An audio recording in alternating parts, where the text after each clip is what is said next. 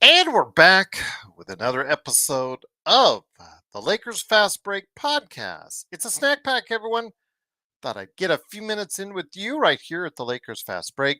Don't forget, I also co host the Pop Culture Cosmos, where we cover the latest news and trends in pop culture each and every week, twice a week, wherever you get your podcasts. Just wanted to go ahead, let you know the latest podcast that I dropped for the Pop Culture Cosmos is available now both on YouTube and also as well wherever you get your podcasts, talking about the Switch 2 and our most anticipated things in pop culture, whether it be video games, TVs, movies. Don't know what we decided, but you're going to have to listen. Listen today at Pop Culture Cosmos and check it out wherever you get your podcasts on what we think is going to be the coolest things that you need to catch in 2025, plus thoughts on the Nintendo Switch 2 as well. Plus, also, of course, don't forget Joe Soro. He was on over the weekend with his new Dodgers Fast Pitch. Go ahead and check out that latest episode where the Dodgers and also as well Empire Jeff, Joe Soro talk about the Dodgers getting Tanner Scott. So go ahead and check it out on the Lakers Fast Break Podcast Network. Speaking of which, make sure you like and subscribe to Empire Jeff TV. Also, as well, of course, don't forget John Costas Clutch Talk and Lakers Corner. Don't forget also as well the Lakerholics crew at Lakerholics.com. Of course, our good friends Stone Hansen, of course, Alfred Esmond, Legend 350, all those great people that we go ahead and support. Daniel Berry Sports Highlights, yo, all those great people. Please like and subscribe, and don't forget to like and subscribe here as well. You'd be glad you did. Plus, it gives you the latest notifications on when we go live on the air, like tomorrow after the game against the Washington Wizards that the Lakers will be playing on playback.tv/Lakers Fast Break. If you got us subscribed, you'll be notified when we go on the air with the latest Lakers Fast Break post game show coming up right after the game as well. So don't worry about that. But yes, please like and subscribe. And also as well, become a member today. We put out lots of good stuff, including videos, shorts, also as well some articles that we put in there as well. So go ahead, become a member today for just $2.99 a month, right here at the Lakers Fast Break Podcasts. Yes, Joe said he'll be here in about half an hour to go ahead and grace us with this presence. It is, of course, Gerald.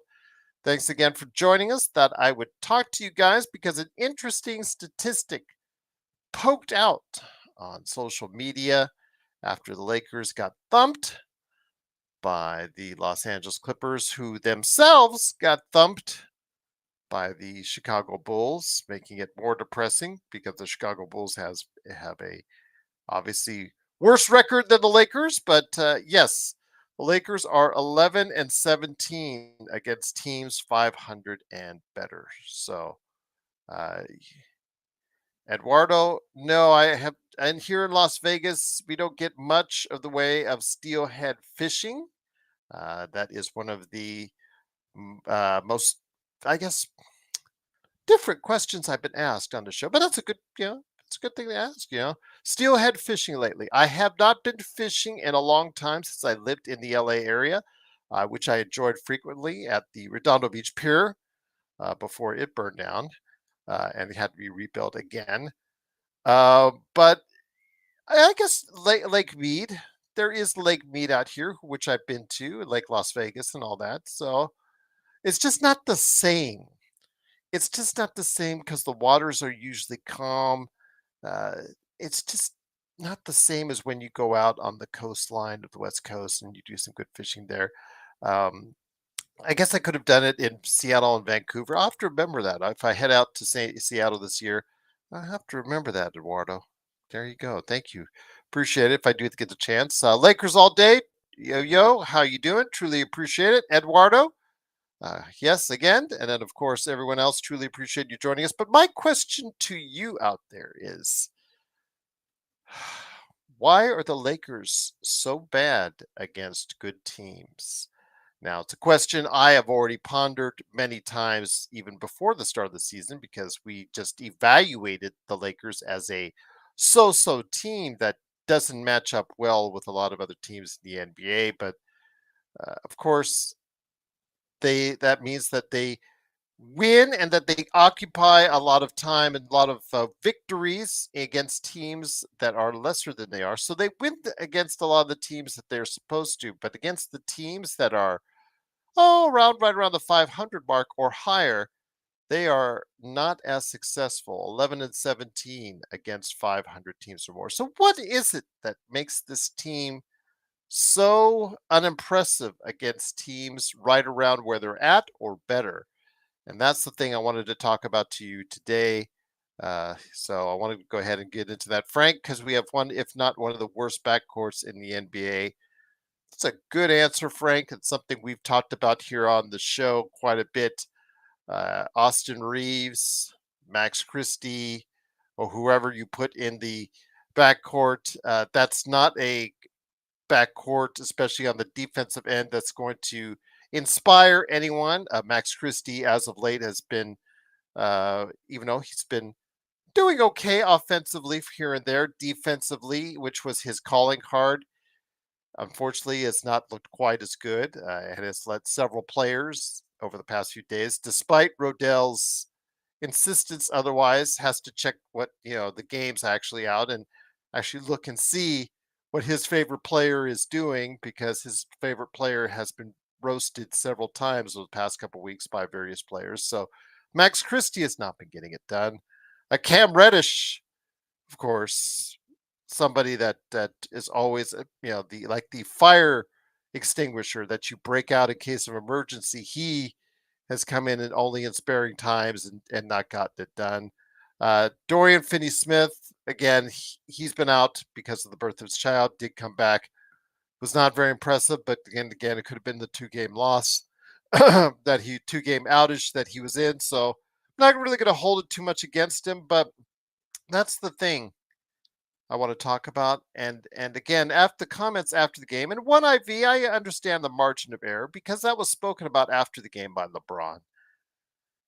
Because paraphrasing here, they said after the game that the margin of error for this team is very low about because of the way this team was constructed. So I think it goes right back to a lot of things we've been saying about how this team was constructed and who this team was constructed by. And I leave that up to you. And I throw out these questions there, like for today. It just shows that, all those individuals out there who have high aspirations for the Lakers, that believe something that the Lakers can achieve, which right now does not look like they can achieve. Like, for instance, those that say that they're a top 4 seeded team in the West, or those that say that the Lakers do have a shot at I guess, a world title or an NBA Finals appearance because that the Lakers just need something to go their way, or they just need that one more player and then that'll get them in. I think they have to come to reality and come to grips that they are just not good against the good teams. And with a game on the horizon against one of the best teams in the NBA, unfortunately, the green, yucky people named the Boston Celtics, that's coming up on Thursday. I think the reality has to set in that we're just not at a level right now that where we can compete quite often against these teams. Now, I'm hoping I'm wrong, but halfway through the season already, as we are, it's looking more and more like this is the team that we, as a panelists, have said that they are. In fact, they're actually on the higher end, halfway through the season. When we talked about, as I did at the beginning of the season, Joe's picks, Stone's picks, my pick, Xbox picks, all our panelist picks out there, we talked about where we thought the Lakers would fall, and the highest that we thought the Lakers would fall would be in 6th place in the Western Conference. And that's pretty much the high end of the spectrum. Laker Tom, I think a couple others picked them in 6th place in the Western Conference. So right now, the Lakers being in sixth place in the Western Conference, despite what we say, despite all the problems that we've had, despite all the issues and concern, despite all the holes in the roster that we have, the Lakers find themselves on that higher end of the spectrum in sixth place in the Western Conference, despite the fact they don't play well against teams above 500. But in order to go ahead and continue on in a sixth place or higher aspect, the Lakers have to start playing better against 500 teams because the slate is certainly not going to get easier. That 22 and 18 mark and the fact that they are so bad against 500 teams and so good against below 500 teams tells me that the road is only going to get tougher as the season gets long. And that's what concerns me because they have the Dallas Mavericks who are still struggling as they lost today against Charlotte, right on their heels at a half game behind. They have Sacramento, one of the hottest teams in the NBA, gone 9-1 in their last 10. And I know the one is the Lakers. Actually, I'm sorry, that's 11 games since Christie, because they lost once in Cleveland too as well. They're 9-1 in their last 10, and they are now a game behind the Lakers. And Minnesota, their up and down season continues with Dante DiVincenzo now out with a toe injury. They just lost by 2 to Memphis. They are still right there, a game and a half behind the Lakers. And Phoenix and Golden State in a tie at 21 and 21. I did not think that Phoenix would be this low with what they had. I thought if those 3 guys that they had, their top 3 would be healthy, I thought they would at least be right where the Lakers are at in the Western Conference. But they and the Golden State Warriors, who got their butts kicked by Boston today, they are both at 21-21. Alan said, Gerald, I saw that Hood team title earlier. Did Joe steal your keyboard? I don't know what you're saying about that, but yeah, I don't know what's going on with that, Alan. The title says good, so there you go. Daniel Berry Sports Highlights says any team beats Lakers can't win the next day or game. Yeah, that's hilarious though, because the Clippers are in the Intuit Dome, and it's supposed to be this big advantage for them fan wise, but yet they lost to the mediocre Bulls, which is so fun to actually conceive about because of the way that the Clippers beat the Lakers yesterday. So Eduardo says, Gerald, the fandom has to realize the window has closed, and I don't think that's Eduardo. I think that's correct, but I don't think they want to. They don't want to look in the mirror. And they don't want to see that that window has closed with LeBron and AD. They're refusing the fact that because we went to a I guess a championship, as for lack of a better term, be a bubble team, whatever you want to say, bubble championship. It's still an NBA title in my books. In this decade, they still figure that they have a chance. And a lot of people still think that the Lakers have a chance with LeBron AD.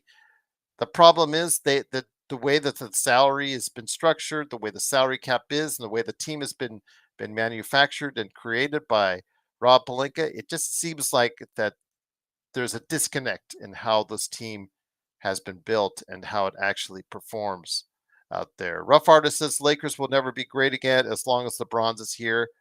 I'm not going to say I disagree with that. I know that that's the dissension against LeBron. See, for a while, guys, I read the comments from all you guys, whether it's here live or whether, especially after I have to answer quite a bit of them on YouTube, sometimes on the audio podcast as well, Facebook, what have you. And for quite some time, it was actually 50-50 between the LeBron supporters and LeBron haters. But in recent weeks, the LeBron haters, the ones who say LeBron is just the blame for everything wrong with the Lakers.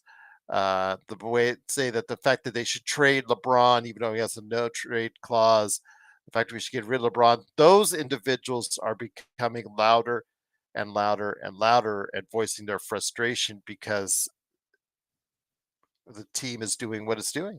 And I cannot say I blame your frustration. I cannot say I blame you guys for feeling that way because in a lot of cases, you're right. Even Joe has come around to the point where maybe trading AD, maybe moving on from LeBron is probably the best path forward for this team.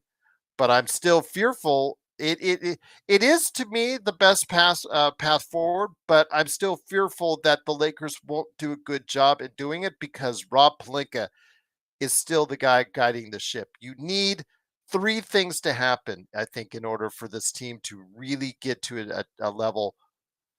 And again, one would be trade AD for a myriad of assets. One, number two, obviously, is LeBron has to go and retire or move on to another team, whatever he sees fit. And then, of course, Rob Pelinka needs to be replaced as GM. But Eduardo says Pelinka screwed LeBron and AD. He panicked after being bounced in the first round against Phoenix. AD injured and Bron. Yes, I know a lot of people will go back to that when the Lakers did have a chance to go ahead in that first round.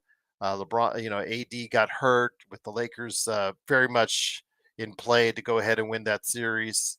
Yeah, absolutely. 805 says, "What about AD for Bam and Jimmy? Would that make us contenders?" Oh no, that's that's not what you want to do. 805, absolutely, that's not what you want to do because Bam, you're starting to see the cracks. He's had not had a very good season. Jimmy Butler, you're trading a 40-year-old for a 35-year-old, and that 35-year-old is playing at a level. Well, you can never evaluate Jimmy during the regular season because he never turns it on to the playoffs. But lately in the playoffs, he's not been the same Jimmy Butler that a lot of people have been asking for, and a guy that's $51 million owed for his next season if he decides to pick up his contract. That's not a direction I would go in. That's a purely lateral move, 805, and coincidentally, Miami has a similar record as the Lakers. So yeah, I don't see it as a good thing if we were to do that. We need to trade AD for a myriad of assets and cap relief that will allow this team to rebuild, similar in the way that what we saw from OKC. New Orleans had that chance and actually looked like they were on their way to doing something similar with the AD trade because they had so many of our assets that we gave to them in that trade. It looked like New Orleans was going to go ahead and be on that path before OKC, but as you can see now, it all it takes is just a mere, some injuries here, injuries there, and then Zion not living up to the number one status that he was picked as, and you see what happened there. But Frank, feel like Miami is playing against Bam's strength. Yes, uh, I don't know what's going on in Miami. That is just kind of weird because we saw Bam uh, evolve as a player. If you remember the Olympics, he became more of a stretch four, which I thought was absolutely a genius move to put him out there and as a stretch four with AD. He and AD were actually really great together. But yeah, since then, since his return to the Miami Heat, he's just not had a good season at all, despite Tyler Hero really helping this team and playing at a level I think that exceeds what anybody thought of Tyler Hero. Tyler Hero was thought as just a guy uh, going to get you 18 to 20, but that's it. He's just a point getter, just an empty stats guy for the most part. But yeah, Tyler Hero has proven to be a much better player than a lot of people have realized. Unfortunately, Bam, that may have come at the cost of Bam Adebayo and his development. But yeah, Bam is now in the prime of his career. Could we be seeing a little bit of a slide in Bam? A lot of these Olympians, could we be seeing a slide from a lot of these Olympians that we saw? Maybe because the Olympics, I don't know. I didn't think that the Olympics would take that much out of these guys because we're seeing Jokic, we're seeing SGA, we're seeing some of these other Olympians play at an extremely high level, and the U.S. had its depth where most of these guys weren't playing more than 20 to 25 minutes. So I'm at a loss why many of these Olympians are not playing at the same level that they once were. Yeah, Tough said Zubats was a DNP today. That's partly the reason why they lost. Why they lost also as well. Kawhi was not in there. Tough. So yes, they took the L today, and again, that brings them a step back. I guess they wanted to rest Zubats and obviously Kawhi. They have to rest. Can't play them on back to backs, and unfortunately, that's what they got today. But Sharon says this team is being held up by LeBron, AD, and AR only. If LeBron, and AD leave, you can pick any two of the available talent.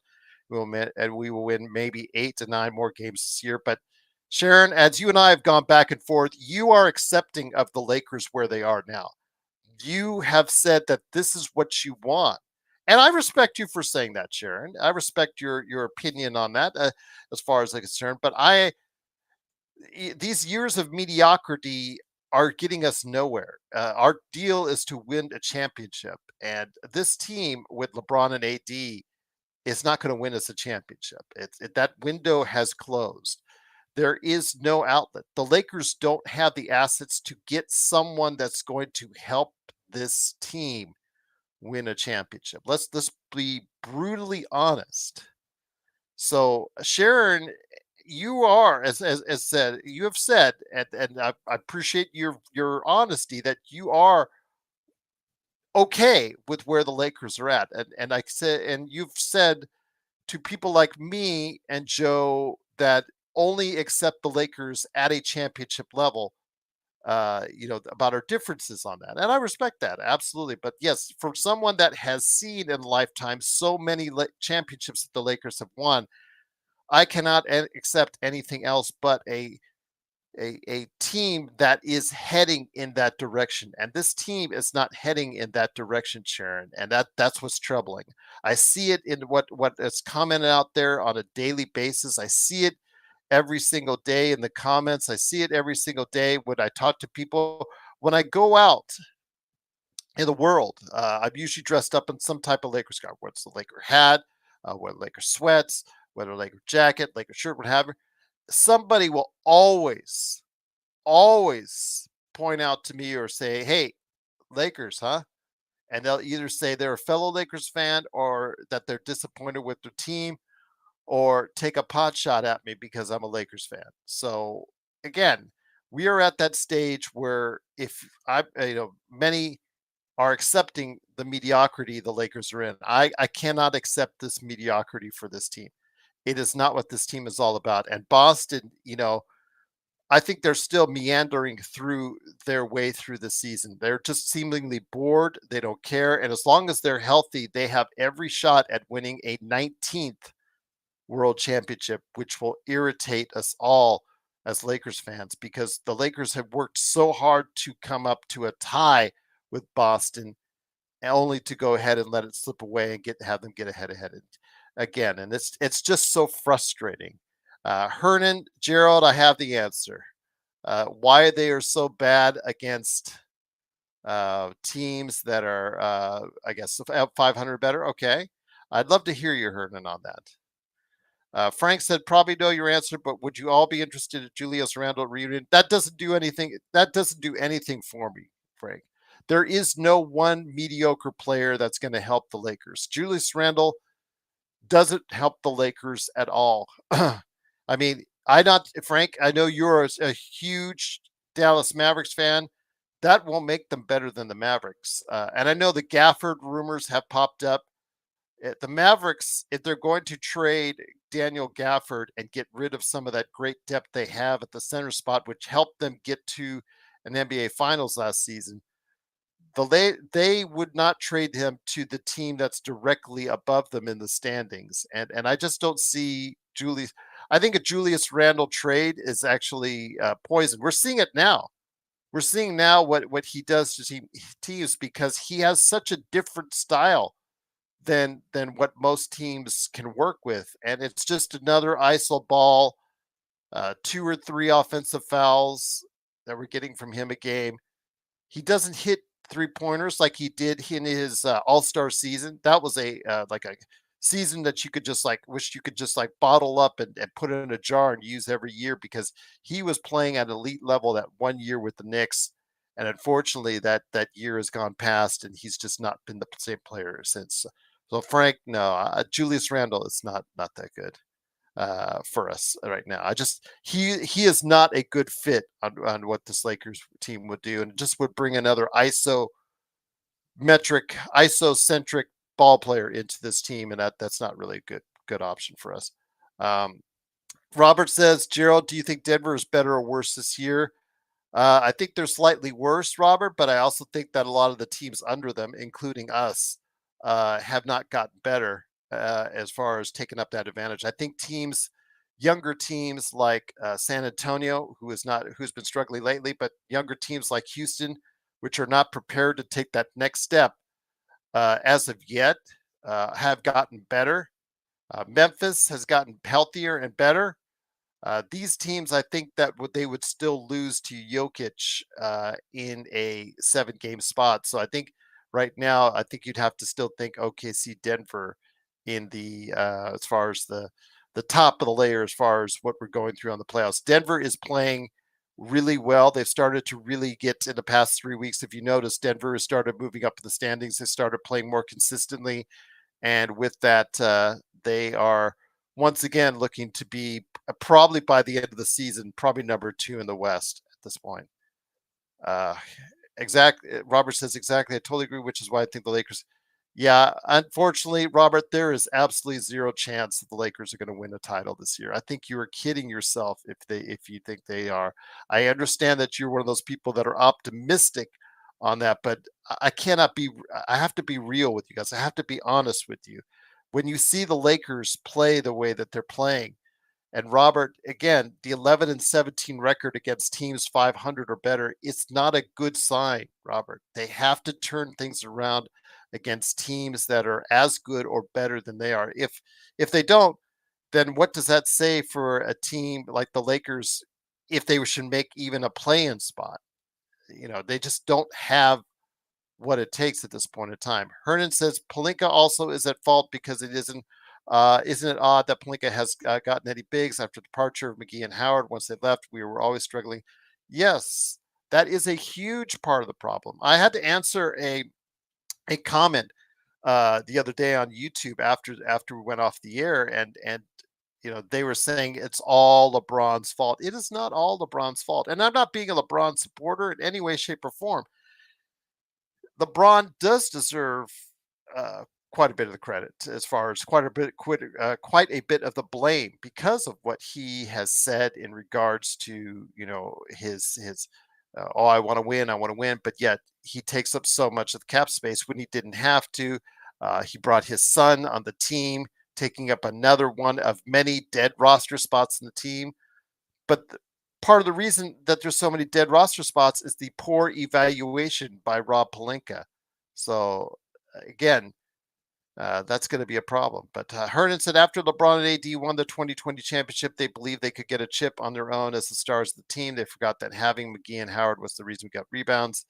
But also, Hernan, you're also forgetting about letting go of one of the premier defenders at the time and still is in Alex Caruso. They just there were key players in that equation that they let go eventually or did not retain, that were so much a part of that bubble championship. And it's not just about LeBron and AD. It was just the fact also as well that they just could not retain or did not retain the players that they needed to go ahead and do to stay competitive. Not just Howard and McGee. Howard and McGee were centers in the back half of their career. You needed to replace those with other big bodies that could do the same thing. And they had one in Ivica Zubats that could have taken over for both those guys. But yet they decided to go ahead and trade him away in a nothing trade, which hurts us all the more when we see him get 21 and 19 yesterday.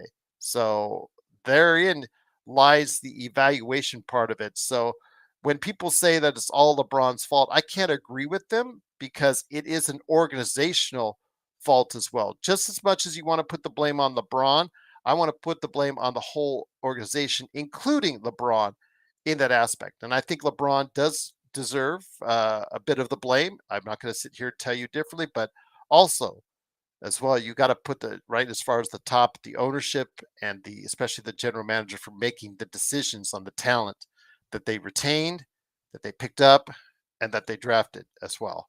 One IV said Mike Muscala. Yep, absolutely. He bounced around after he went to the Lakers and then he retired, which again is very, very disappointing. So 805 says we should have gotten someone better. Yeah, absolutely. We should have gotten something better.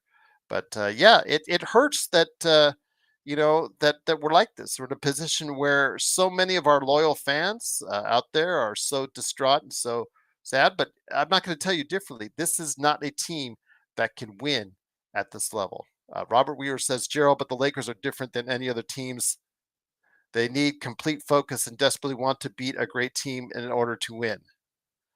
But Robert, again, they're 11 and 17 against teams 500 or over. So I don't know how much focus you know you should be having, but they should have it when they get out on the floor and face these great teams. Last night it wasn't even close. Last night, if you saw the game, Robert, which I know you did, you saw it wasn't even close. They stepped down on that floor in the Intuit Dome with many people in the stands cheering, "Let's go Lakers," in the Clippers' own arena, and still couldn't even get back under double digits once they got behind. What does that say? What does that say about the Lakers? Again, 11 and 17 with teams above 500. That's the worst record of any of the teams in the West competing in the Western Conference playoff play-in mix. That's not a good record, guys. That's just something that that scares me because if that trend continues, the next 41 games is going to have the Lakers playing against a myriad of teams that are playing at 500 or better. And it isn't going to get any better. And it just means that the Lakers are going to be slipping from their sixth place to a seventh, to an eighth, to possibly even worse. And that's the fear I have because there are teams right behind them in the Western Conference who, if any two or three of those teams decide, hey, let's start focusing themselves and start playing better and start winning at least more than just one game lost, one game won, like the Lakers seemingly are doing right now, then they might pull ahead of the Lakers at this point in time. I mean, Frank's Dallas Mavericks team, they are waiting for Luka to come back. So you don't think when Luka comes back, they're going to be the same? They are probably going to be better than what the Lakers are at as far as when he comes back into the lineup.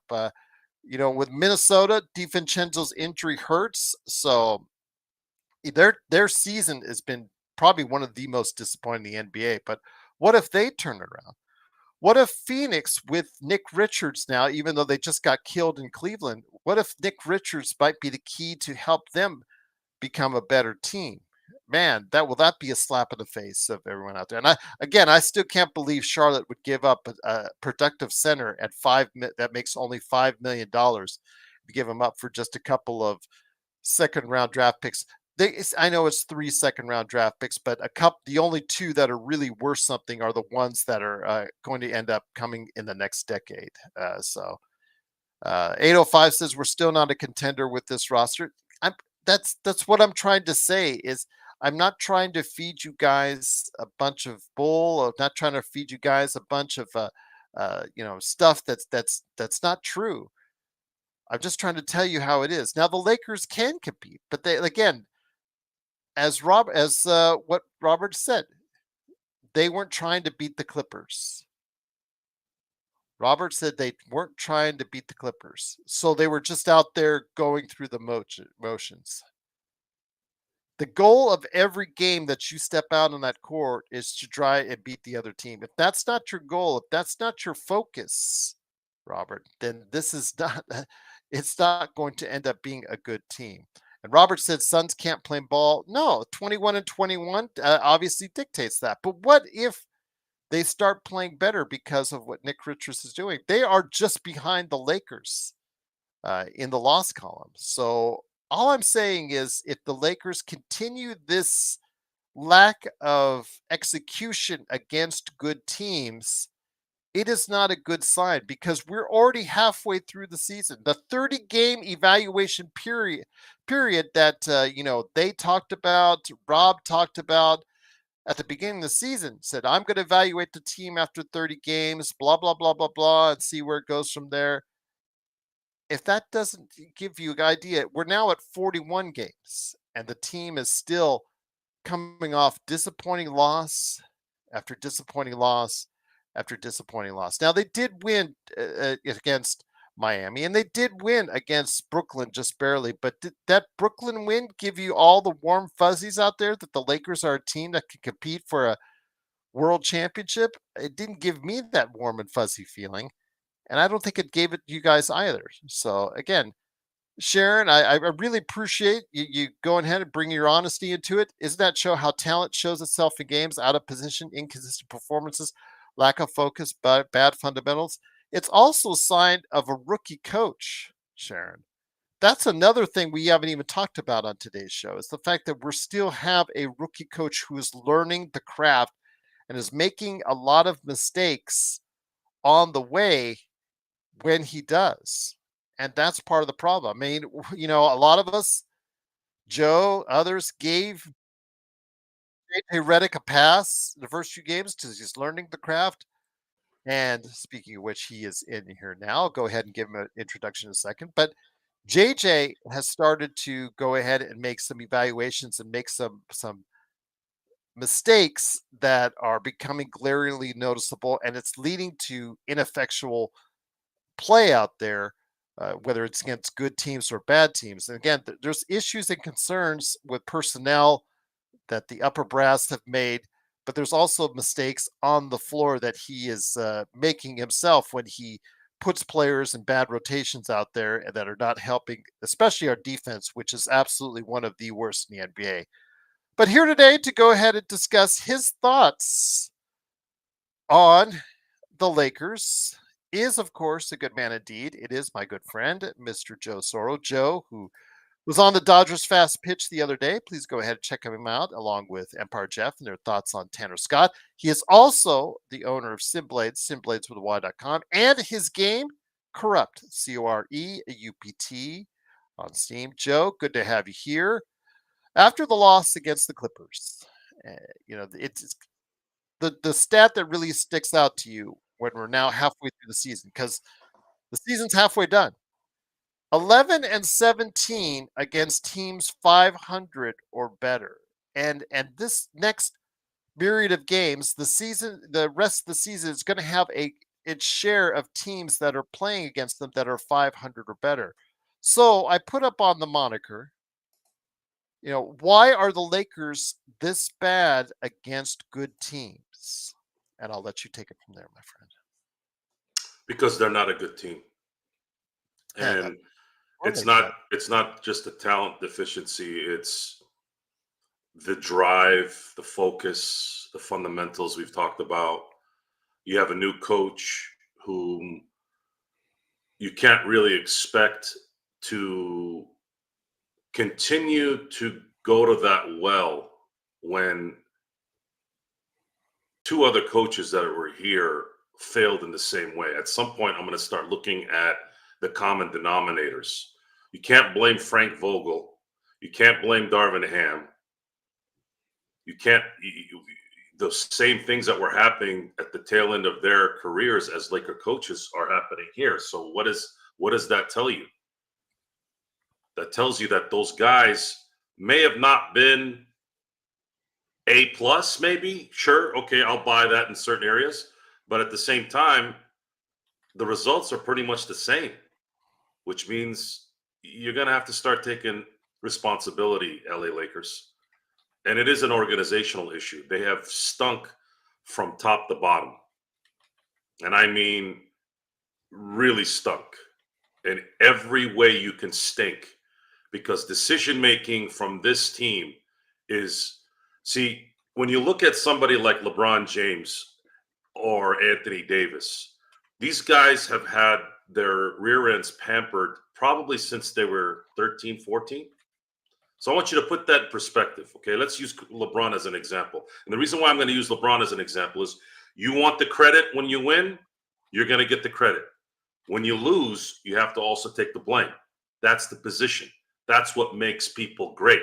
And if you can't handle that, then that's on you. We're not. I'm not going to be fooled. You're not going to be fooled. For those of you who eyes are open, LeBron has had his rear end kissed since third. What didn't they say they saw him at like 12 years old, 13 years old, right? He's 40 years old, folks. Everyone has the sob story, and I'm not trivializing the fact that certain people out there have it rough when they're younger. But let me be honest with you guys. I barely remember 10 things before I was 12. Barely. Okay? Barely. And this is coming from a family that wasn't very well off. I mean, there's a lot of love in the house, and I didn't grow up in some crazy place, but there was mom and dad trying to make ends meet and the language, and that's how the upbringing was. It was not anything of privilege of any way, right? It was all gotta kind of put your boots on and go work, right? At least that's what my parents had to do. And I was too young to know any of this. So what does LeBron really know about not having what he wants or having all the attention, good attention? Same thing with AD as well. So it's kind of insulting when I hear, oh, well, they've had bad times and they've had this. Guys, it's not that complicated, okay? The problem with this team is these guys are not going to compete for a championship. And the issue with that is because there's not enough talent and you've hogged all the money. So when you look at LeBron, I'm not saying LeBron should have taken a pay cut. I'm not saying that. That's a whole different argument. But understand, LeBron, that because you didn't, this is your predicament. You're making money based off of the past, which people seem to love, especially the Nimrods on TV. When Russell Westbrook was sucking ass for how long? Am I still on? Mm-hmm. Yeah, you're still on. I feel like, okay, good. Because I'm kind of slowing up on my end. I'm sorry.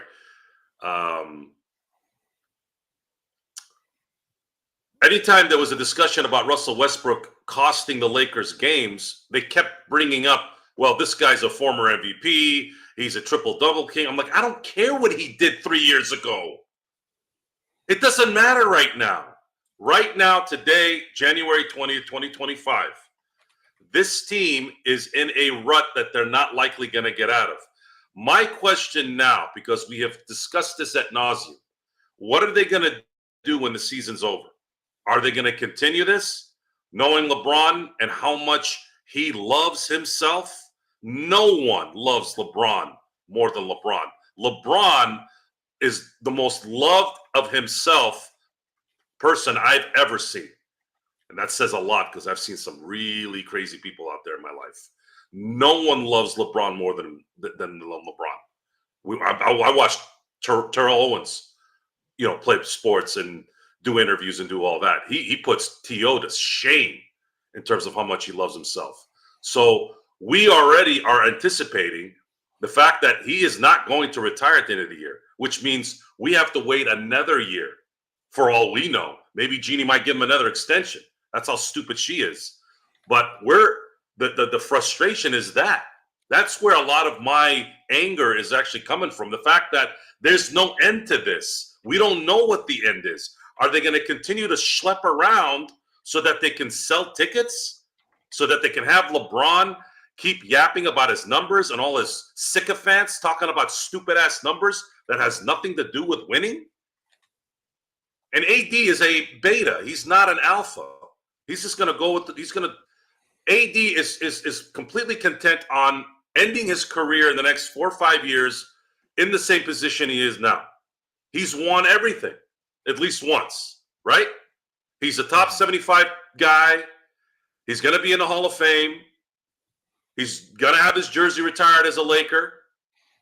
What does AD have to do? Not do anything except play basketball and do his best.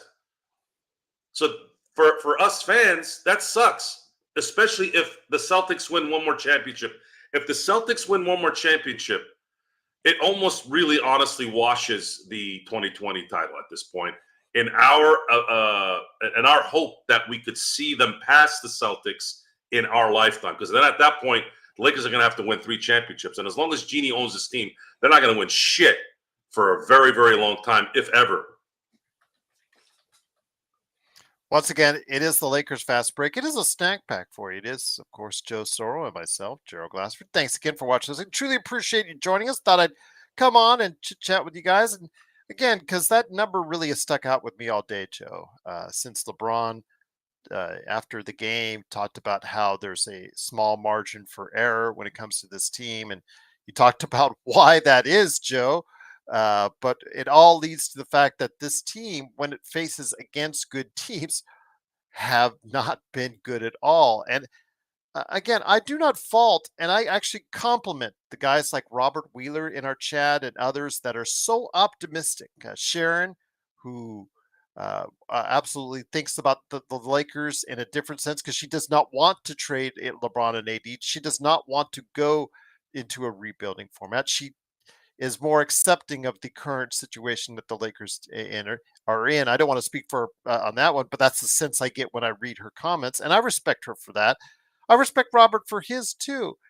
But the thing is, Joe, as I told them earlier, 17 world championships, whether it's right or wrong, makes you a spoiled fan base in certain areas and aspects. For me, I now expect the Lakers to play and be at the highest level possible. And I just don't see a scenario. And I think a lot of people, the numbers are out there supporting it. I don't see that there's a scenario where the Lakers can find that pathway with their current makeup that they have.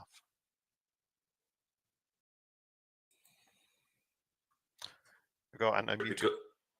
What was Oh, you that? muted yourself. Oh, You sorry. muted yourself, brother. Robert, you said that you feel better this year because they're taking out the trash better. They're 11-1. Mm-hmm. But they're Uh, 11 and 17. They're 11 and 17 above 500. my He is pointing out issue, the below 500. my issue is my issue with this team is they how lethargic they are when they're tested. Even they're quitters in a lot of these games. They just quit. You look at AD, how many times he gets frustrated during the game. I think he was yelling in the last one. I remember he was at the Mm-hmm. 3-point line and someone didn't dive or screen for him, and he just I hadn't heard him scream like that before, actually, to be honest with you. And I was like, oh, whoa, okay. I haven't heard AD talk like that before. There's a frustration probably from AD, but he keeps it more internal. LeBron is just kind of a go with the flow kind of guy and just kind of look up in the air and do whatever. There's no urgency in this team, guys. There's no fight. And the evidence has always kind of lingered there, guys. Anytime at the end of games, other than a couple times in the last few years, they usually fold like wet paper. And that tells you a lot about these teams because I'm used to watching Laker teams win those games. I'm used to watching good Laker teams win those games, and they're really bad at winning those late game 1 point, 2 point games. And they're either missing free throws or they're missing layups. It's really aggravating because those should be fundamental execution. If Shaq can hit free throws when it matters, I'd like to think an 80% free throw shooter like AD should be able to hit those. And for some reason he doesn't. It's just not a team that is going to show what we needed to show when it matters because it's been there, guys. This isn't just the last few years. Since Dr. Buss has passed away, the Lakers have been really playing ping pong with itself and losing, except for 1 year, really a year and a half to play it like realistically. The other half was the beginning of the 2021 season. They played very well together on a shortened start.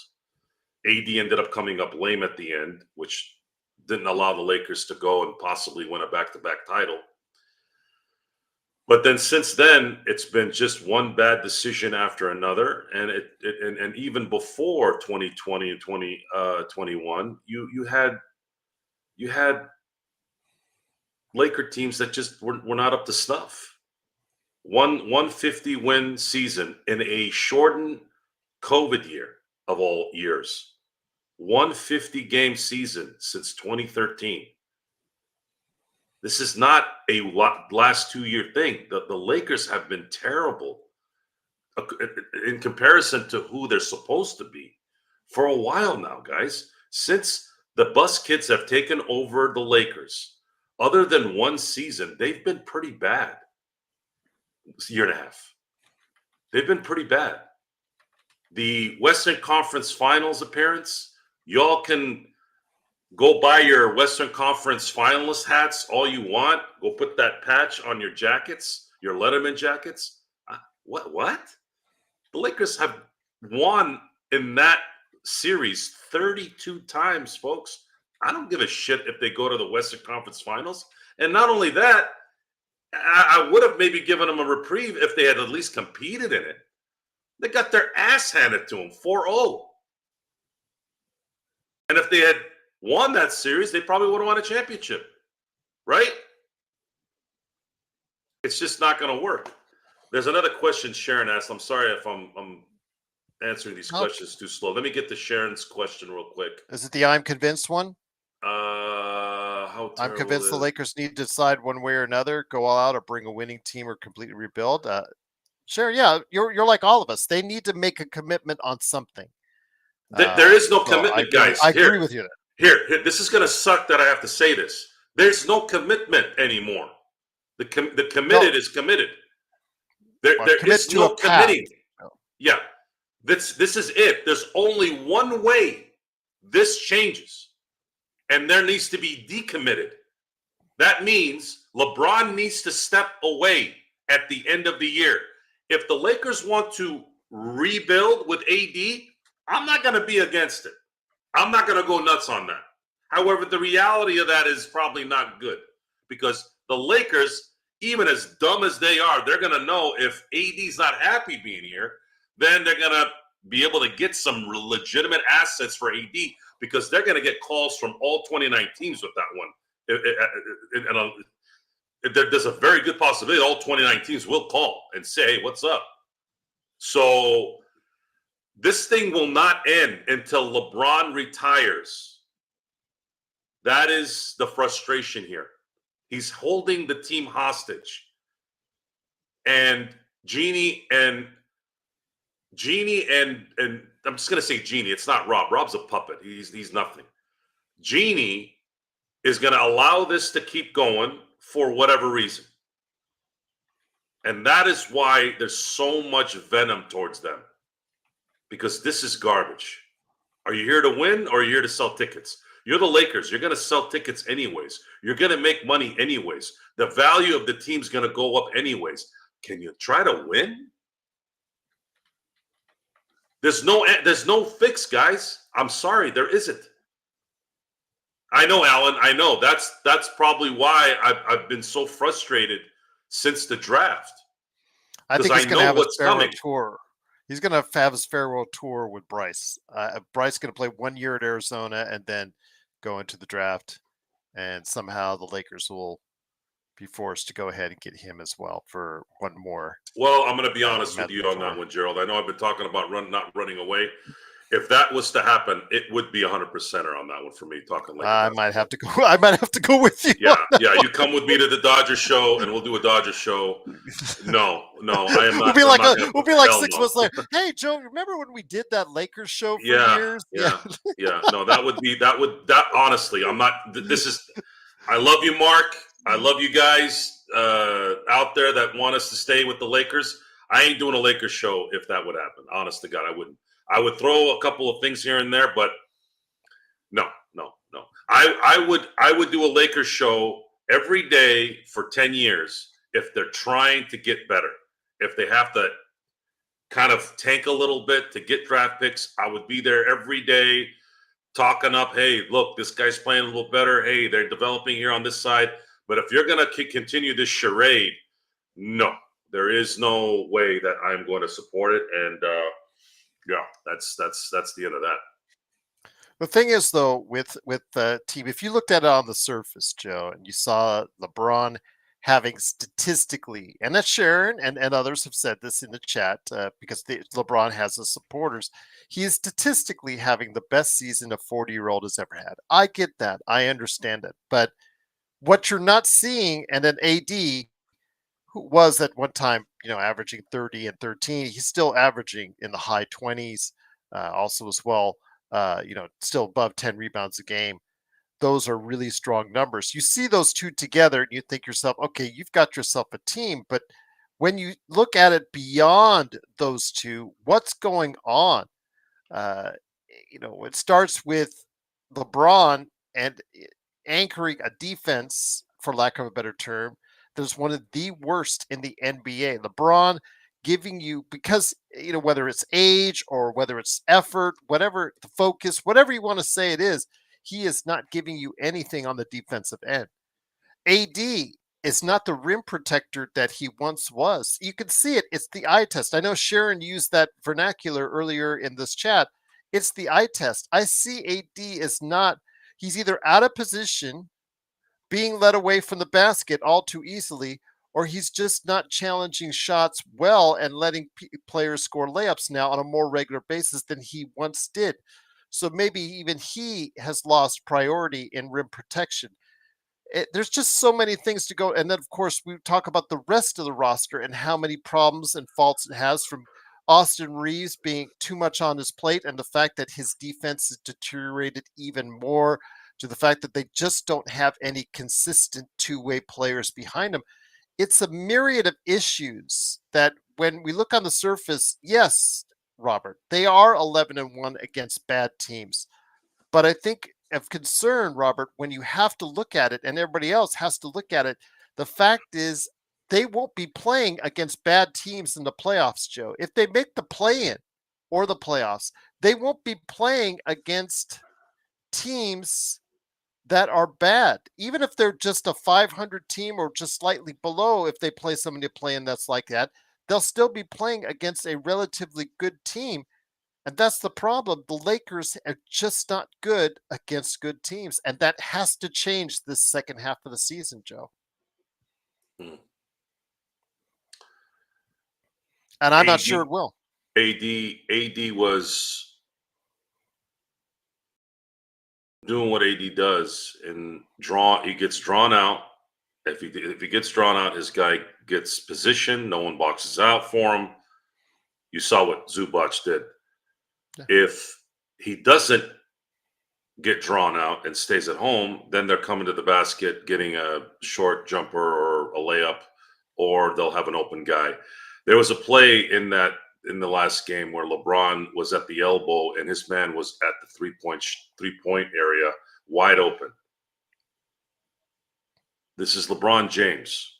There's a difference between not being able to play stout defense and being a complete dud on one side of Well, the like you're court. like you're talking about, Joe, with AD, how many times have we seen that where there's an offensive rebound underneath and AD gets caught outside of the play, and you Right. see him at the last second, like as the basket is being put back in, you see AD finally coming back onto the screen because he was out guarding at the free throw or 3-point line. And that is concerning about how this defense constantly gets let down like that.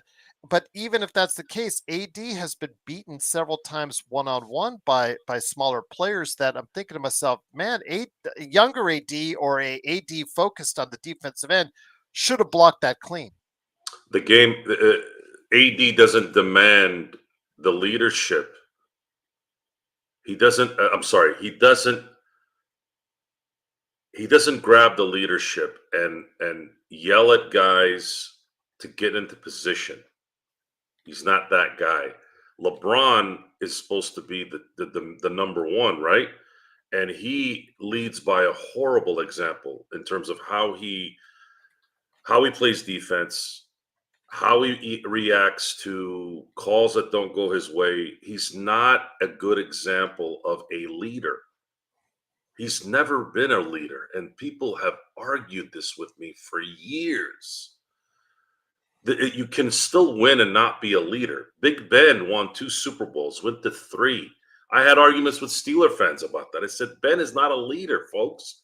What are you talking about? He's the quarterback. He's this, he's that. I'm like, no. I've watched every game Big Ben has played. I've watched every freaking game in the 21st century that the Steelers are playing. You know who the leaders were? James Ferrier, Hines Ward, Jerome Bettis. Even Troy Polamalu wasn't a leader, like the leader that is the starter of the engine. The guy that really, like, you hear him talk, people shut up and listen. But Troy wasn't that leader because that's not who he was. He led by example. Okay? What's leadership? What is leadership? Leadership is accountability.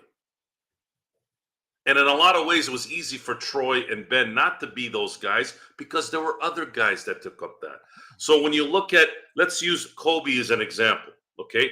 Kobe was, I would say, in the same ilk of a Michael Jordan in terms of just plain devastation. But both teams, both the Bulls and the Lakers, had that buffer who was like a Ron Harper or a Derek Fisher. Basketball is a little different than football. There's a lot more players to deal with, right? So when you look at this team, I don't get a sense that AD is going to demand people go into certain areas game in, game out. That's not his personality. And then LeBron leads by horrible examples. Horrible. Because if he's going to make these stupid passes halfway across the court, all of a sudden you start seeing Austin Reeves do the same. Where do you think Austin's getting it from? You think Austin would have done those kind of passes if he was playing in San Antonio with Popovich being coach? You think he would have done that with Kobe in LA? You think he would have done that if Larry Brown was coaching him? Hell no. Sometimes the coaches are the leaders. Sharon said the players disagreed with you, Joe. About what? I'm not sure what she was saying. What I think. What do they not agree with me? Because they can disagree with me all they want. I'm a nobody, right? They can disagree with me. I'm some internet jackass. But the results are the ultimate equalizer, baby. I don't need to say any of this. I can show you. It's on the tape. It's not about me. This has nothing to do with me. He's not a leader. He's not a leader.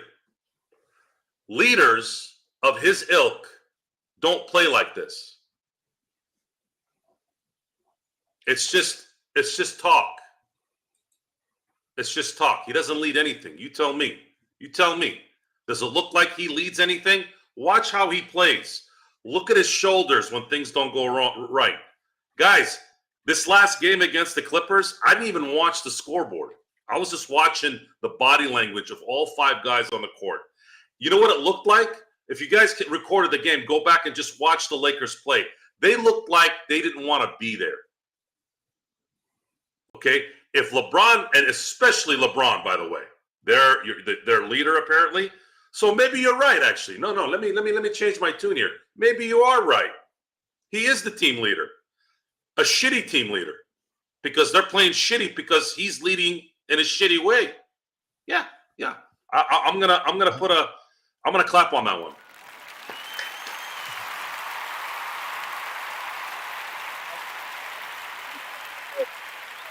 You can't talk when they're clapping, Gerald. I learned that in the last show. Sorry. Okay. Mr. Hudson said in regards to LeBron is just pacing himself, his age, and he has to pace him through the entire season.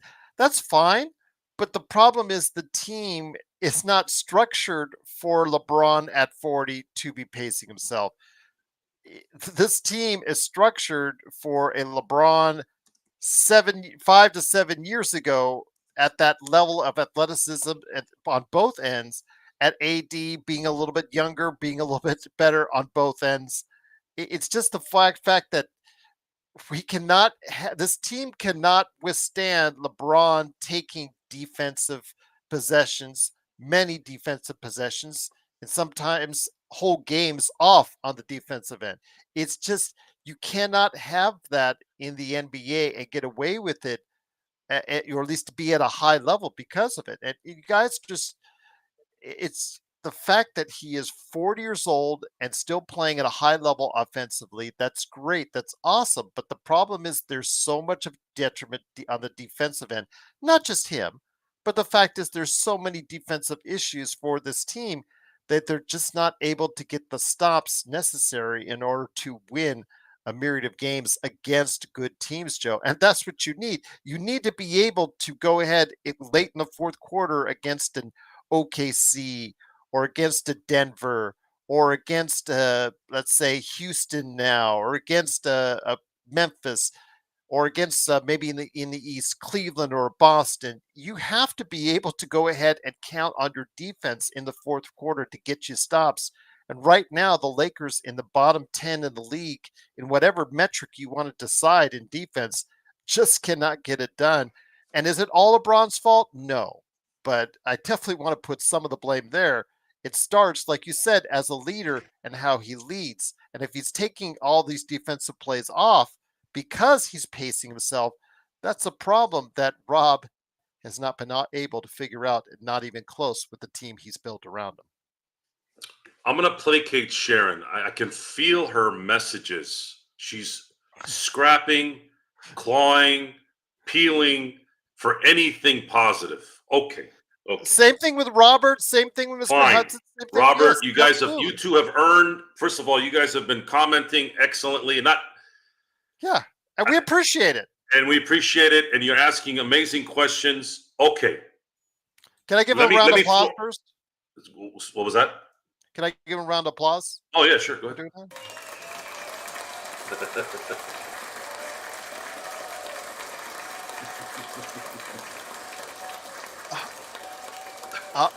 I'll say this, Joe. I think we've been rather good with the react button since we discovered it. So I want to just say we've been actually pretty good with it. We haven't gone overboard on it to everybody's detriment, saying, "Oh my God, you guys got to hit that button again. Hit that button again." No, actually, we've been pretty good with it. So timing is everything when it comes to comedy.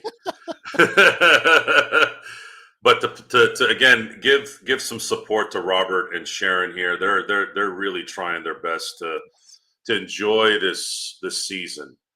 And for us being the drips, I know we're being drips, folks, and I know it bothers certain people, but it's very difficult for guys like us who are we just don't live in any other area but what is. I don't know any other way. I really don't. I wish I could kind of go into fantasy land other than maybe going into a video game, obviously, or a movie.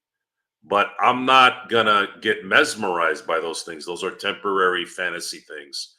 This is real. This is sports, and it's something that we've spent hours and hours of our life. I've spent more time with the Lakers than I have with probably 99% of the family that I know. So when we go back and talk about, well, why do you care so much about Kobe Bryant and all this back in the day, especially after he passed? I said, Kobe was in my house more than any family member in my life. He was on TV more than people were at my house my whole life, my own family, my own friends. You know, Robin Williams, I remember there was people going, why do you guys care about this guy who died? Look, Robin Williams was a staple in so many of our childhoods. Yes. So, I mean, we're all still people. We all still vicariously live through people out there that we identify with. Funny, amazing athletes, the work ethic. That's how there's a really good documentary on Roger Ebert. Now, I never watched Roger Ebert and Gene Siskel back in the day. For those of you who don't know what the hell I'm talking about, Siskel and Ebert were the kings of movie critics. They were the Bird and Magic. They're Bird and Magic of critics, right? Movie critics. To give you an idea, when they would say, because they were thumbs up, thumbs down. That's basically what they did on movies, thumbs up or thumbs down.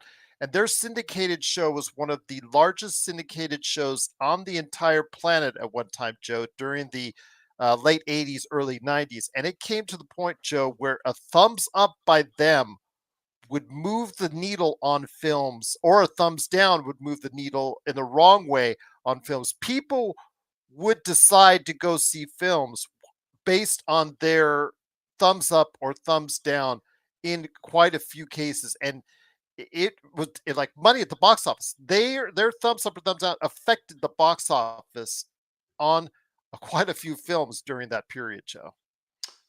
And Roger had one of the best documentaries I've watched. I actually have it downloaded on my movie catalog at home. It was the last few weeks of his life. He had cancer in the throat, and he went through this whole, I think it was a 10-year window of Yes. just going up and down in that thing. And finally, there was at the end of the documentary, they go through all of his trials and tribulations and obviously his career. And the beginning of the documentary, he says, we watch movies are great in that you learn empathy.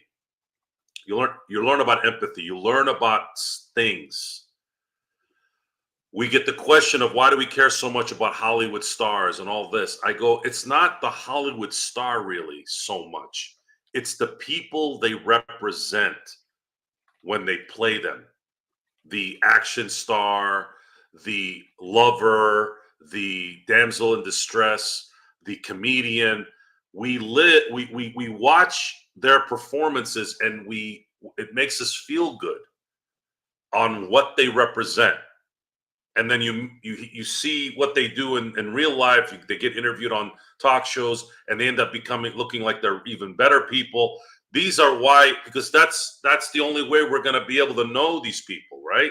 We don't have those kind of people in and around our life. Most people live pretty boring lives. They don't have any kind of excitement. They go to work, they come home, they hang out with their family, they go to sleep.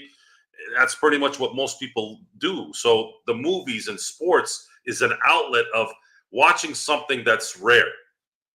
So to go back to what I was trying to do for Robert and Sharon, I'm gonna step away from reality a little bit for your sake, because there are exceptions. There are apologies sometimes, because no one's 100% right. And to use a good example from that documentary and other things that I've heard, like Roger Ebert and Siskel destroyed Jim Carrey when they saw Ace Ventura. Years later, they had a show dedicated to Jim Carrey, and they apologized. I remember that. Look, we're not going to be right. We're not going to be right all the time. We might come off a certain way, but in the end, guys, we're doing what we're doing because we are also human beings. We're also in the moment. And more often than not, we're going to veer towards telling you what's going on versus, well, let's see if Austin Reeves can all of a sudden decide to get another 5 inches on his vertical. Can he? I've done those exercises, Gerald, to help my vertical. I couldn't walk for 3 weeks. I did it one day. Okay, so be careful. I want to just touch on something. Okay, people understand, we get a lot of flack either which way. Get a lot of praise, get a lot of flack either which way. But the reason why, a lot of us do this, and a lot of us feel, and if Sharon, Robert, you understand why we want this team to be at a high level and always be at a high level, I think Mario really put it in perspective here. He said, "Yeah, the Lakers basketball has been one of my only consistent things in my life. And since the 80s, it has got me through some really rough times." There are so many people like Mario out there, longtime fans like him, like Joe, like myself, that we've gone through our ups and downs in our life, but the Lakers have been there for us. And they've been winning at a high level in many of those years. So you'll forgive us if we are spoiled because of what they've meant to us throughout the course of our life. For me, since a young man in the 70s, watching it on KHJ and listening to that awesome, theme song. That has just resonated with me. Why am I still remembering a theme song from the 70s? It's just it's because it's just resonated with me because it's been such a part of my life through ups and downs, with periods like Mario, down periods of my life, I'm still was able to go ahead and turn on the radio and listen to Chicken Stew. I was still able to watch the TV or Prime Ticket or watch the NBC Game of the Week and be able to catch Magic on there. Still was able to in the 2000s doing whatever I was doing, 2, 3 jobs at a time. And still, I had to make sure I had to catch what Kobe and Shaq were doing. So to me, I agree with Mario that it's gotten me through a myriad of things in my life, but that's the reason maybe why I may be so selfish about when it comes to the Lakers today and where I want them to be, Joe. Agreed. Good story, and that's how usually it works for guys like us. The let's use a little bit of positiveness here for Robert and Sharon's sake. I'm going to say this: the Lakers have 17 days before the trade deadline is over. They're going to have to pull a rabbit out of the hat. That will be their last ditch effort to salvage a possible run. It doesn't matter if they win tomorrow against Washington. It doesn't matter if they lose to the Celtics tomorrow. It looks like the way the teams are playing right now, I mean, just looking at the standings, you're looking at what happened last year. It's everybody bunched up in that 3 to 8 area, although the third spot right now is starting to kind of run away. I think they're almost 6 games ahead now. But for sure, 4 to 7, because those are all separated by 3 games. The Lakers, I said at the beginning of the year, have to get home court, which means they have to at least get a 4. Because even And, Sharon had said that she thinks they'll at best they'll be a 5th or 6th place team. and But see, I agree with you. that's not a good sign in the terms of history. In the history of the current brackets in the NBA since 1990. The current bracket since 1990. Now, at that time, the first round was a 5-game series. It didn't become a 7-game series until 2003. So you could even go 22 years ago. You can use that, but I mean 5-7. In the end, it turned out to be the same, anyways. So let's say from 1990, this 3-round setup in each conference before you play in the finals started in 1990. Since 1990, which was 35 years ago, there's only been one team that has won a championship below the 4 seed. And that was the Houston Rockets in 1995. And that year was earned. Hakeem Olajuwon was amazing that year. The Rockets were amazing that year. I still think Orlando should have won the title that year, but they were too immature to battle through. But it would have been a different year had Michael Jordan not retired, and we all know this. So that was the one anomaly. And since then, there hasn't even been a 5th seed that's won a championship. So the numbers don't work right now. For the last 35 years, there's never been a 5th, a 7th, or an 8th seed that has won a championship. And for the Lakers to, let's say, get the 6th, who would they likely play? Memphis, maybe Houston. Maybe there's a chance that they could do something there. But what happens when they got to play Denver in the 2nd round? But it's like this, Joe. I mean, the Lakers going to the Western Conference Finals after going to the play-in, that's one of the biggest rises in the playoffs from the back end to the front end that the NBA has ever seen. That in and itself was a great thing. But then the next year they tried to do it again and only got the first round. It's so hard to do it always from the play in, year out. A 1 year run, I could see that happening as far as a play-in team getting to, the promised land of the NBA finals. But so many things have to go right.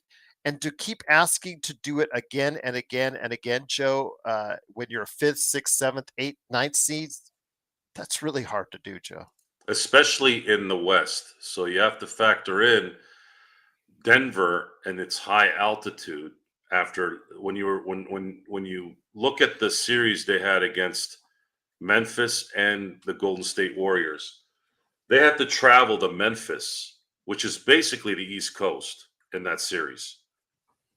And then they had to play Golden State. And then they had to go play in Denver. It's rough. It takes a toll starting on the road the first two games every game. And then on top of that, you're playing a team that's got the MVP basically.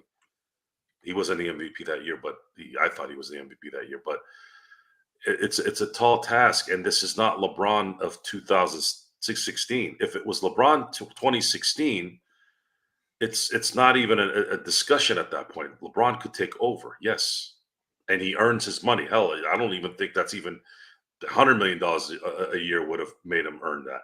Not 50. He would have deserved 100 in 2016. But he's not able to do that now, which is why it's frustrating that the setup is the way it is, because you're not going to get that. Is he delusional? Does it matter? If he really cared about winning last year, sign a 1-year contract or take less money. Well, Joe, he did. No, he didn't. He signed a 2-year contract. We all know he's going to pick that up. But I don't know. Or do another 1-on-1. It's just you're not gonna you're not gonna get what you need from Max Christie or a rookie in Connect. And Reeves playing his heart out, but he's deficient in the main areas against great athletes. It's not his fault. It's just what it is. Rui, same situation. He's a little more athletic, a little bigger, but he's limited. And then you have really scraps after that. DFS's, Milton's, Reddish, Jackson Hayes. Those guys are not rotational players in the playoffs.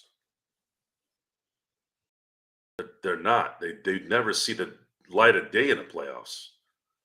And as far as Rui's concerned, and guys like Max Christie, maybe Max Christie might be able to do something in the playoffs in certain spots, but probably not. Rui, you have no choice. You don't have a lot of guys that are 6'8", wide, and can actually shoot the ball and sometimes get to the basket. He's just not consistent. He just doesn't rebound well, and he just doesn't rebound well enough for a guy that his size. I don't know, Sharon. Sharon, I beg to differ. LeBron James in 2016 was arguably the best player, one of the best players that's ever played in a season. So let me put this in perspective for you, okay? In the finals, I've said this before on the show but I don't think you were on the show. In the finals, listen to this statistic against the Golden State Warriors. He was the leading point guy, rebound, assists, steals, and blocks. Not only for Cleveland, but for Golden State. Did you hear what I said? He led statistics in all 5 of the major categories on both teams. That right there is a stat you will never see again. You will never see that stat again. Ever. That's a stat that I could not register for a while. I'm like, wait a minute. You mean Cleveland, right? No, asshole. Golden State too. Really? Yeah. How many times I got to tell you? He led in points, rebounds, assists, steals, and blocks on both teams. If LeBron 2016 was on this team, I'd be vacationing right now. The thing is, though, Sharon says, I don't think LeBron will stay another year with this team, but you're forgetting one mitigating factor in that, Sharon.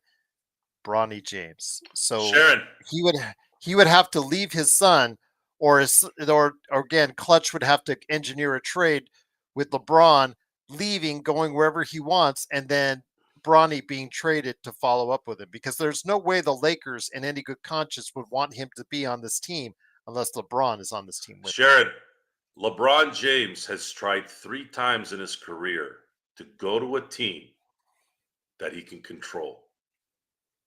And the reason why he came to LA was because he knew he could control Genie. Remember earlier this in 2024, near the trade deadline, Golden State Legends team, who's in the chat, tried to get him. Draymond called, said, LeBron, can you come our way? Nothing. No, he wouldn't go to Golden State because he can't win. Even if they had won in Golden State, it would be, well, you had to join forces with Steph Curry. There's no way that would have flew. LeBron James, in terms of power, came to LA. And that's what he has right now. He has control over the LA Lakers. That is the incentive for him. Now he's helped them win a championship, so he's sort of done what he was supposed to do. But the problem now is he's hamstringing the future. He's killing the future right now. We can't get to the next step, the transition, without him going away. And if you think he's going to retire at the end of the year, you don't really know LeBron James, Sharon. LeBron James loves him some him. And if you don't think that guy is going to go 82 games to get gifts next year, you don't know LeBron. And if he does retire at the end of the year, holy crap. Wow. I will sit there and admit that I know nothing about anything. And I'd be the happiest man. I'd be the happiest man on the planet, Matt, because he would have done the Lakers a solid. I'd have a lot of respect for him. I really would. If he quit, and you'll say that on the show. I will say it on the show. If he retired at the end of the year, I would give him all the salutes I could give him. Thank you. You just turned down $50+ million, and you're not going to do a farewell tour. Wow. Thank you. Thank you very much. I appreciate that, LeBron. That's a great going away present. Now there's a whole different respect for LeBron James. But until that happens, I'm probably not gonna really buy into that. But let me ask you this, Joe, real quick. How long is Bronny James' contract for guaranteed? There's 3. a team option. 3. Funny. If Bryce James becomes available for the draft after 1 year, that would coincide with Bronny's last guaranteed season on his contract. Just saying. Sharon, R.G. Buford is not going to let LeBron go over there. That's not going to happen. Sorry, they need to start winning championships. They can't. Zach is playing at too high a level. I mean, today he just destroyed the Clippers all by himself, Keith. And yeah, there's the Lakers just don't have enough assets besides the 2 first-round picks. Giving up D'Lo and that $18.5 million expiring, I think it's going to come back to haunt the Lakers from getting a player that can really help this team. Sports, baby. I've had that discussion a few times about 2016. It serves Draymond right for getting suspended. He'd been kicking people in the nuts way too often. Yeah, I thought that was a ballsy move, pardon the pun, on the commissioner to suspend him. He deserved it. And by the way, he still came back for game 6 and 7, and they still lost. So that's on them. You don't want to get suspended for game 5? Stop kicking people in the nuts, asshole. You're lucky it wasn't me, because I would have kicked him in the freaking nose. I would have kicked that fucker in the nose, and he would have never kicked anybody again. I can't believe no one's done anything yet. And it wasn't just one, like you said, it was like, wasn't it two or three. It was at least 2 times. I thought it was 3 times that he had kicked Yes, it was in a that third region. time that year. Yes. Yes. Enough was enough. I had so many discussions about that. I said, I don't have a dog in this game, guys, but that piece of shit keeps kicking people in the nuts. What is this? When is he going to learn his lesson? Well, it possibly cost his team the greatest season in NBA history. That's what it did. Control your dogs. When they keep biting people, what do? You either discipline them or guess what? Yeah, you put them out. And I do have to go ahead and make sure I appease Xbox because fellow Aussie Josh Giddey came to play as well. He got the almost near triple double against the Clippers. Yes, again, as I said earlier, no Zubats, no Kawhi, but still, a Look, loss is a Giddy, loss. I'm not trying to make Mark feel good here. This, again, even though that's my bro. The Here reality we is go. Giddy's going to be a phenomenal player. Giddy's going to be awesome in a few years. And But is he just going to be a good player on bad teams, or is he going to be a good player on a I'd winning say team? he might. I think the Bulls might trade him. I think there will be a contending team that trades for him, and he will be a Caruso type player for a team. Not on defense, but as Yeah, a scorer. yeah. Well, he's also got to get his shot above 35% from three. I think that's a key for him. 32% from three is something, as we've seen in the league, has a No, tendency to he's hold got too him much back. talent. There's no way the Bulls would have made that trade unless they knew. You can't imagine how good the Bulls would be right now with Levine playing the way he is with Caruso. They knew in the long run, Giddy will end up being a better player than Caruso if he stays healthy. Robert says, like most teams do, pick and choose which games to get up for. Robert, they need to get up for the games against above 500 teams because 11 and 17 is not going to work. And the season is already halfway done, Joe. There's no more 30-game evaluation like Rob was talking about, or just see how this team is. It's now, like you said, the trade deadline is just a couple weeks away. Uh, the time is now for the Lakers to start solidifying who they are and give those in the chat some hope or solidify more of what we said all season.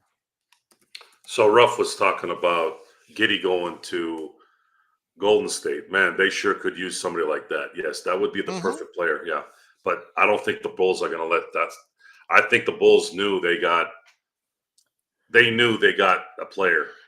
But the thing They is, want out. they haven't committed to an extension on him yet. No, Yet. they're letting them play it out, but the potential's there. Potential is there, and Okay. you got to let that thing kind of marinate a little bit. Okay. But I'm pretty positive. I've seen him play enough to where you just got to keep grinding. He's 22 years old, Gerald. This guy's going to be borderline all-star probably by the time he's 25.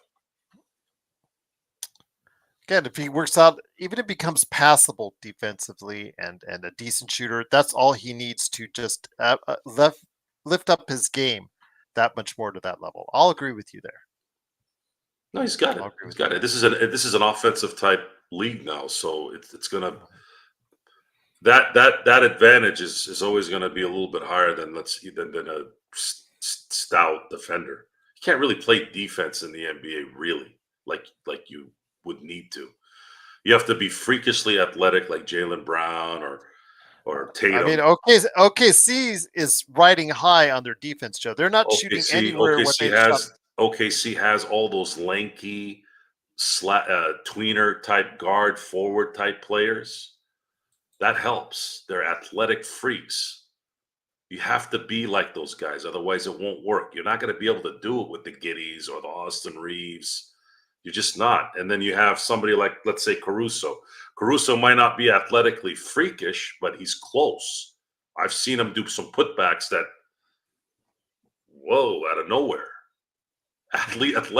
Being athletic at that 2 or 3 position and lanky is key. That's why I've had discussions with people about the difference between this era and the 80s or the 90s. I go, guys, the reason why you can't tell that those guys didn't all look the same was because they wore size extra small shorts and size extra small jerseys. So they all looked really skinny. These guys are all the same. If they dressed up like the guys in the 80s, they'd look the same. Basketball players are lanky and skinny and can jump out the building. That's the whole point. Tall, lanky, can jump, can move. Anybody in the 80s can play now. Maybe some of the bigs who couldn't move, sure. But as far as the forwards and the guards, those guys could, Isaiah and all those guys be able to play in this era without even flinching. And then the 90s is when the big boys came in. You saw more muscle, you saw more wide players. David Robinson, Shaquille O'Neal, all those guys. Karl Malone. And I just wanted to say, I think was it JY? Bryce, he's JY saying Bryce is a much better player than Bronny and would deserve getting drafted. I haven't seen him enough yet to I heard he's evaluate terrible, him. by the way. Well, let me put it this way. I know he's going to Arizona. I know he picked Arizona, but I put up there it's only one evaluation right there. It's by NBA Draft Room, so you can go ahead and take it for what it's worth. They list Bryce James, if he went out in the 2026 draft, Joe, as the 43rd ranked small forward in the 2026 NBA draft, if that were the case. That's at one position, Joe, not overall. It's at one position. So that tells you that they don't have a good evaluation on him as of yet.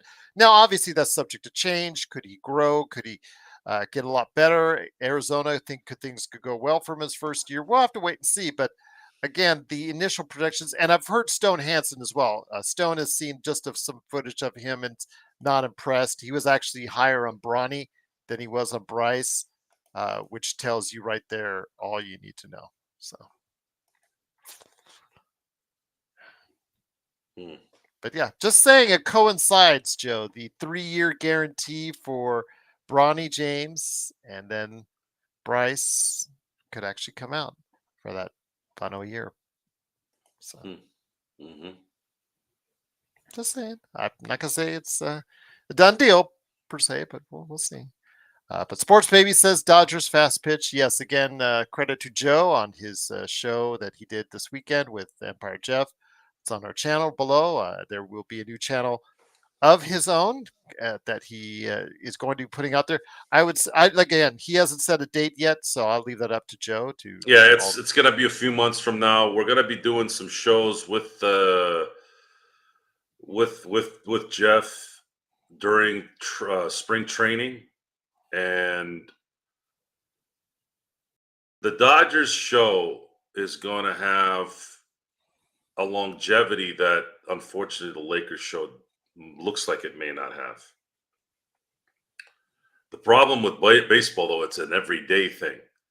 And for a while there, I thought maybe it'd be too much. But this could be an unprecedented run here for any sports franchise. The Dodgers are going for the jugular. I've never seen a team. I mean, I've seen some like the Yankees of the late 90s, and I saw the Niners do this. I saw the Cowboys do this in the early 90s when they were stacking before free agency started. I'd say that's probably the best comparison. But I've never seen a team win the championship and then decimate their opponents, because look at what they did. It's not just they went and got a free agent. They destroyed everyone in their division. They took the Giants pitcher, they took the Padres pitcher, and then they got ahead of a player that was sought after, and the team that was going against them was San Diego, whom could have paid that player more money, and that player decided to take almost $4 million less to play for the Dodgers. Oh, and by the way, Teoscar Hernandez took $6 to $7 million less to play in LA than Boston. And then Tanner Scott had apparently a $90 million contract that the Red Sox were going to give him, and he decided to come play for the Dodgers for $72 million. So when you guys hear the narrative of they're buying everybody, I just gave you three of the biggest acquisitions that the Dodgers had this offseason, and they were the lower bidder in each one. Remember what I told you about money, Gerald? When you keep basing everything about money, more, you never really win in the end. It's always about money. Money is the worst thing you can put on top. Money should be a tool. Money is important so that you can do certain things, but if it's your sole reason to do everything, you always are going to lose out on that. History will always say that. And that's my money info for the day. And on that note, it is, of course, the Lakers Fast Break. Truly appreciate you joining us. Had a good crowd tonight. Truly cannot thank you enough for stopping by. I appreciate, again, everybody with their thoughts, both one way or the other, on the positivity or not so positivity on the Lakers season. Again, I just wanted to hear your thoughts, and we're glad we got a chance to do so. Glad I got a chance to hear what Joe had to say as well. But yeah, this team has got to play better against the better teams. And if it doesn't, then I think it's just going to, be a precursor for ultimately will not be a season that you guys will want to remember down the line. But again, hopefully that's wrong, and hopefully the Lakers will succeed. But a lot has to go ahead and take shape. But tomorrow should not be a problem. Of course, I said that before, and look what happened with Brooklyn. I was kind of irritated the fact that he only won by one when the Clippers beat him by 60. We'll see what happens, but yes, they play Washington tomorrow. Hopefully that'll be a nice tune-up before they get to Boston on Thursday as far as to playing them in the crypt. So we'll see what happens. But Joe, any last thoughts before we head on out?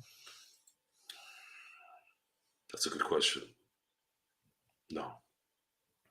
Okay. All right. But don't forget to join us, playback.tv/Lakers Fast Break tomorrow for the Lakers and the Washington Wizards.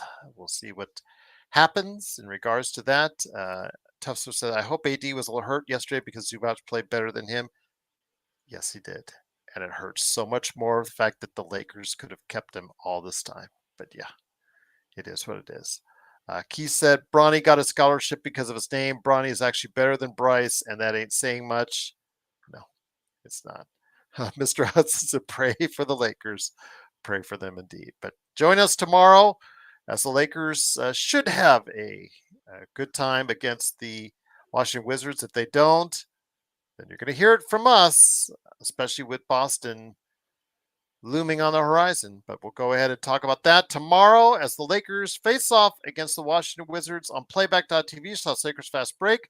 Join us on the simulcast on YouTube and Facebook. And of course, the best Lakers post game that's out there is nowhere else but right here at the Lakers Fast Break podcast.